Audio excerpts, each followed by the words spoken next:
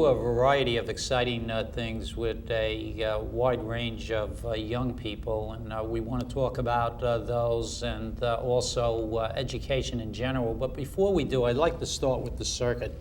For those in our audience that aren't familiar with it, why don't we start with some background, talking about what is the circuit and how did you get involved with producing it? Well, the circuit is a novella by a man named Francisco Ynez, who's now professor of literature at Santa Clara University, and it's been extremely popular the last 8 or 10 years in elementary and middle schools.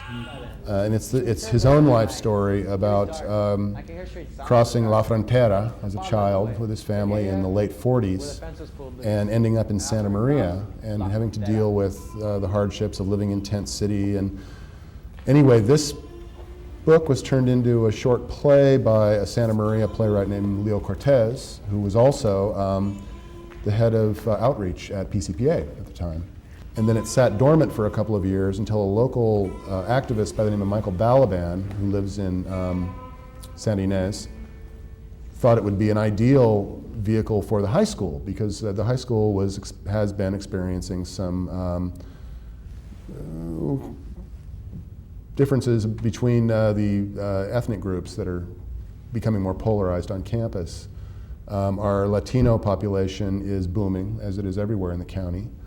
And many of them have felt underrepresented in a lot of the activities on school, and there is sort of a self-segregation going on campus. And even amongst the Latinos, there's different groups. There's those who've been born here, there's those who have recently crossed, there's those who've crossed a year ago, so it's really kind of a complex situation. Dr. Van Leuven, our superintendent, agreed with Mike Balaban that this would be a great play for the drama department to take on, and I suggested, why not turn it into a class that we can actually put together a representative mix of ethnicities on campus, which I'd never done before because we'd be dealing with inexperienced actors, and create a play which we would then offer as a touring vehicle to the schools. I had never done this before, but I'd always wanted to create a touring class.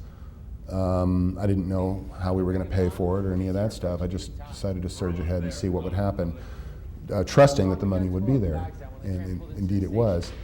Dr. Van Leuven gave the go-ahead. We recruited from the Spanish classes, and I handpicked 8 or 10 of my more experienced drama students. We threw them all together and we rehearsed for 3 months.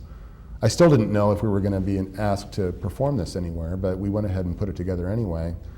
Well, the response was overwhelming, but we managed to hit 25 different schools last year. We were noticed by the Anti-Defamation League, who added us to their No Place for Hate campaign, which was going on at the time. They put together a performance at the Victoria Street Theater in Santa Barbara. Francisco had been following us closely through his friend Leo, and he invited us to appear on a speaking engagement with him at Hancock College. So we got to perform in front of Francisco and his family in a full house, and that was a thrill. And we wrapped up the tour and decided it was an experiment well done, and we were going to try something else next year. And a week later, we were informed by the American High School Theatre Festival that we were being invited to bring it to Edinburgh, Scotland.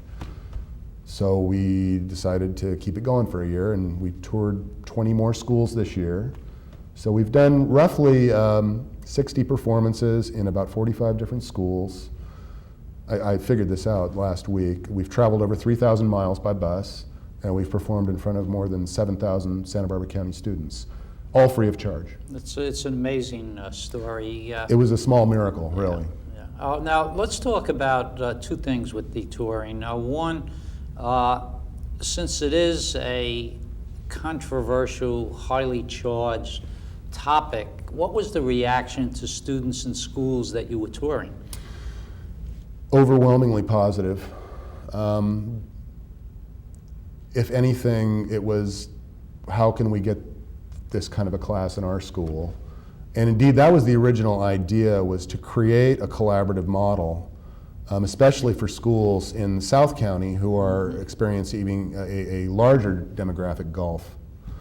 And that eventually these schools could develop a program similar to ours, because we found it extremely effective in a very fast way of bridging cultural differences and creating a lot of mutual understanding between groups that who maybe they didn't become best friends, they certainly gained a lot of respect for each other.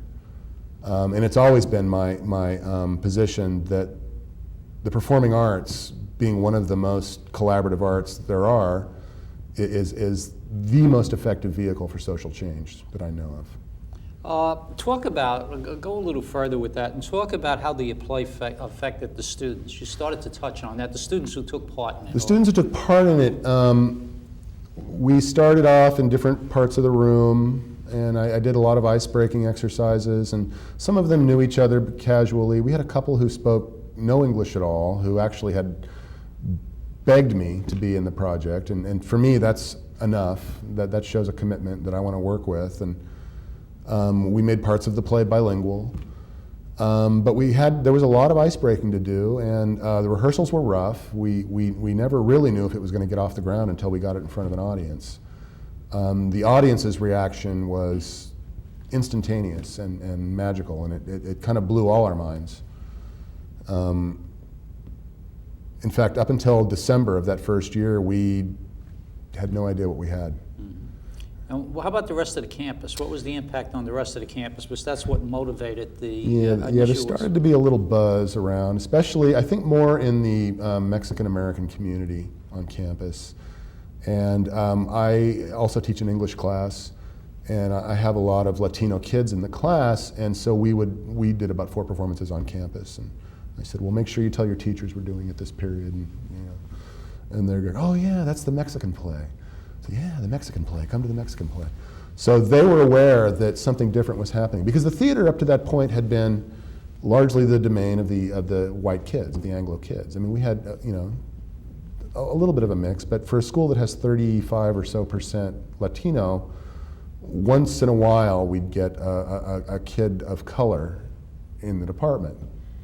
So it was really amazing, I think, for a lot of kids, both on our campus and at the schools we visited, to see a cast with so much diversity in it.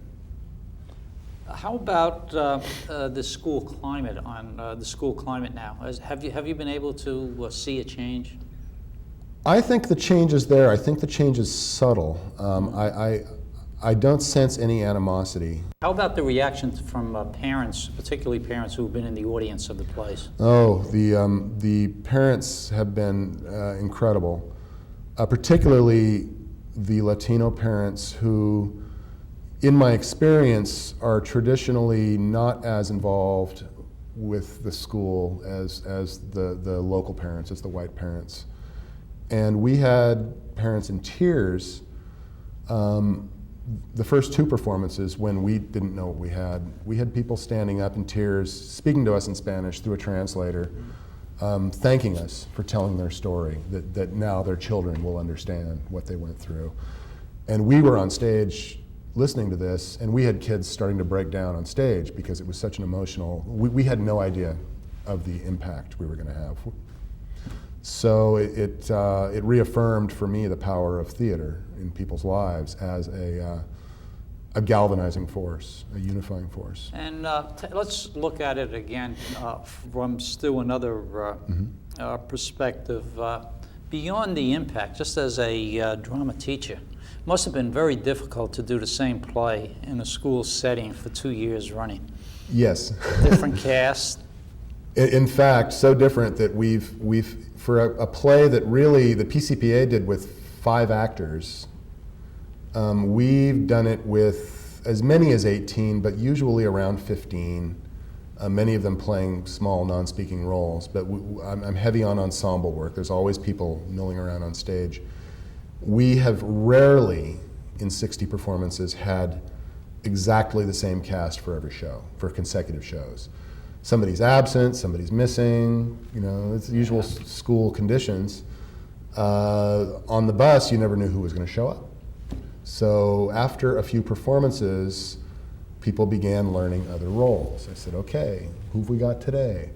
Okay, who's missing? Okay, you're going to have to cover that part. How does that affect this? Okay, when you usually bring this chair on, bring 2 chairs on and take one off. And the kids got very flexible. They got used to it. They started to actually anticipate the need before I did. From a director's standpoint, redirecting a show is more difficult, even though you've already done it. For me, the most creative part of directing is taking a script for the first time, because I find I have more of kind of an open attitude about it. Coming back in last fall after we'd spent a year with this piece, I was a little lazy. I thought, okay, this will be easy, it'll get right up on its feet. Well, I had a new group of kids. And I realized I didn't remember how certain things went, and I had to ask the kids who had come back. I said, oh, what happens next? Oh, this is where George comes in. Oh yeah, okay. So I realized, with a long-running show, once you direct it, you kind of let go of it once it's up. And you know when something's not working right, but you take for granted a lot of the things that are working right. And so you simply don't think about the mechanics of the show. So it was very difficult to get the show back up the second time, both with the new cast and with the fact that it was like a different half of my brain working. It was no longer the creative side, how can I use space? So I started to, midway through the second run, change things a little. And in fact, we're actually reblocking certain things for a performance we're doing next week up at Sedgwick Reserve. And again in Scotland, we will reblock certain things. In fact, we're bringing in a whole new soundtrack for Scotland of original music. So that will change things. But I realize now that's what I need to keep myself creative. So what are the plans for the future with the circuit? Well, the circuit will be put away by us after our final performance in Scotland. And that was the agreement from the start. Francisco has given us exclusive rights to perform it until we feel we're done with it. We feel that we've done as much as we can with it. And the other agreement was that at this point, Leo wants to get it published and offer it to other schools so that they can use it as in the same collaborative model. We wanted to market it out to different counties, particularly the Central Valley, where we think it would be huge. Part of the circuit, and the title is Bakersfield and Fresno, because this would be the agricultural route that the migrants would travel. So as far as the circuit goes, we have 5 more shows. We're starting to see the end of it, and so in a way that's kind of energizing us. And the last few performances have been really crisp and really passionate, because the kids are sensing and kind of smelling the end of the line. And for some of them, it's been from the very beginning. After this,